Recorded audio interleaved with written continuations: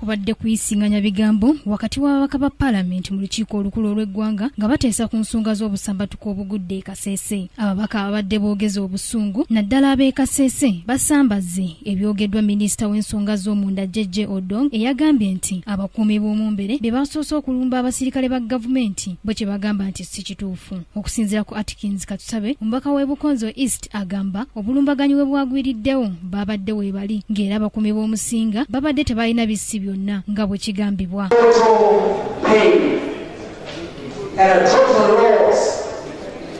Because I can't imagine that this is Uganda that I call my country. I can't imagine it. I've just had a presentation from the minister, and I'm here to tell you, Madam Speaker, as an eyewitness, not somebody that got hold of a newspaper or listening to Mr. Kalesi or Mr. Jeje Odong or Honorable Jeje Odong. I was there. I saw it happening. Mungeri emu ababaka batabuse naddala kwebaze balaba ku mikutu gya intaneti ng'abantu abambuddwa engoye nga n'abalala bateeberezebwa okwegatta mu bulumbaganyi buno olunaku olw'eggulo baalabiddwako nga batwalibwa mu kkomera e Nalufeenya ejjinja okuva e Kasese nga bali bute. Ababaka kye bagamba nti kityoboola eddembe lyabwe.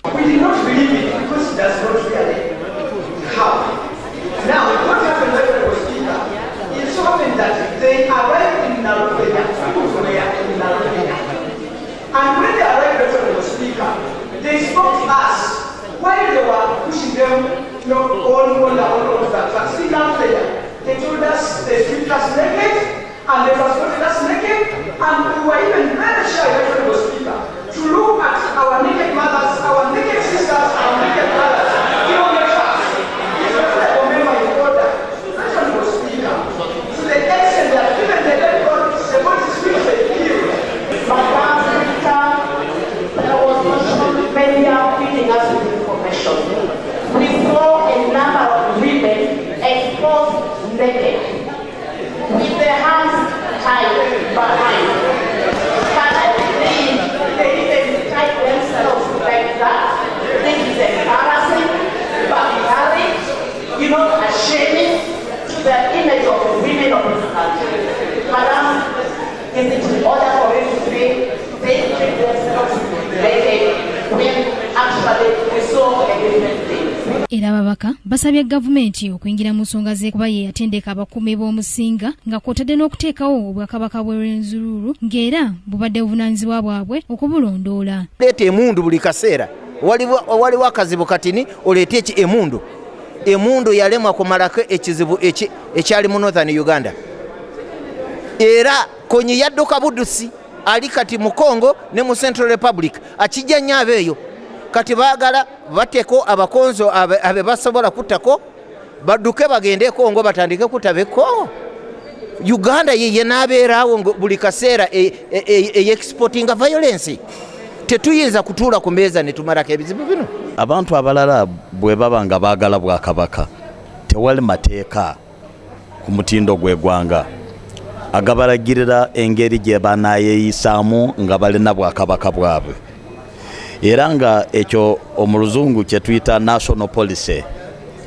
Kati ekintu kyonna ekikwatagana n'abantu kirina kubeera n'amateeka. Wabula Lieutenant Colonel Felix Kulaije akulira amagye g'eggwanga mu Parliament agamba aba UPDF bayingidde mu nsonga z'e Kasese kuba babadde tebasobola kuleka kiwundu kusamba ddagala ng'agamba nti omusinga baali bamuwa ebbanga lya myaka 2 okuwaayo abakuumi be eri gavumenti naye yeesulewo gwa naggamba. Era bwe yaweebwa omukisa omulala ku Sande eno nga ssaawa 3 tezinnawera aweeyo abakuumi be, Kulaije agamba teyakikola nga bwe baali bamulagidde era nabo ne basitukirawo mbagirawo. Gavumenti yakola ekisoboka ng'ekozeseza enteesaganya. Gavumenti ya Museveni eyina enkola abamu gye balowooza nti bulwadde obugumiikiriza. Tumaze emyaka egi 2 nga tuteesa n'omusinga. Gavumenti pulezidenti yasindikayo CDF asindise ba ministers bagezaako omulaga obukulu bw'ekyokuwaayo bana abakuumi beyeekuŋŋaanyizaako abo babakuumi ba gavumenti ng'agaana mpaka lwe kituuse batandise okutta abantu ekyoyoneonere kyokka bwe bamala okutta baddukira wa